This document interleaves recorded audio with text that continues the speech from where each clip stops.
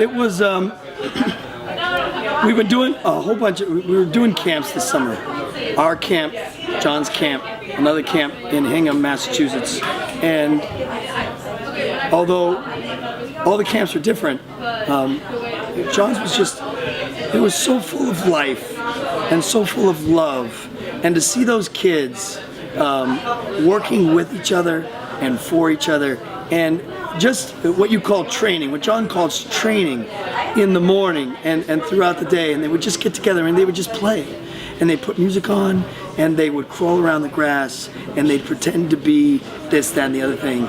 It brought me back to my grad school days when we just played for 3 years and we learned how to have fun and be alive. And that's what I love most about it. I just love the energy and the way they open their arms to us. My son, they just, to this day, I think Zach is one of his heroes. He just globbed onto Zach, and they were buddies for 3 days, and he went everywhere with them.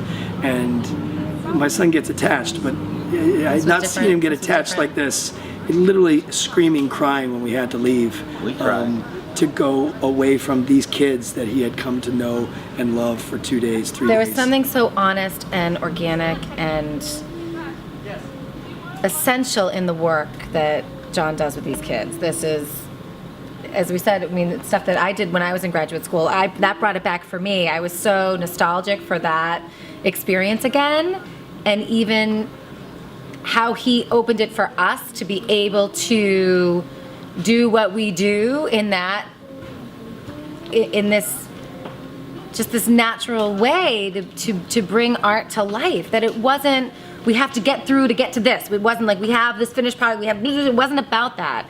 Each moment was about each kid. Each moment was about each piece. It was about the work. It was about the process. It was about letting go and not caring what you look like, not caring what, you just get through and you get the work done, and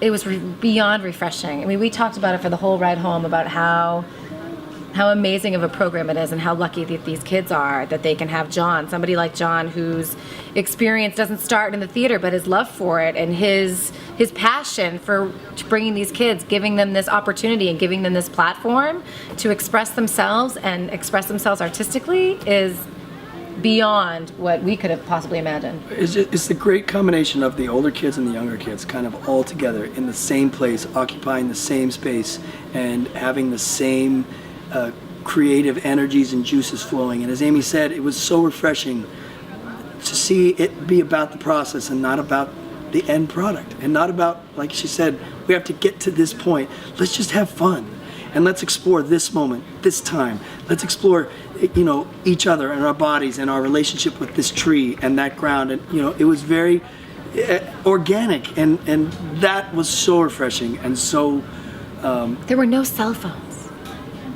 Nobody was on their phone trying to see anything else. And we were talking, I said, I wonder if it was a rule that nobody's allowed to have it.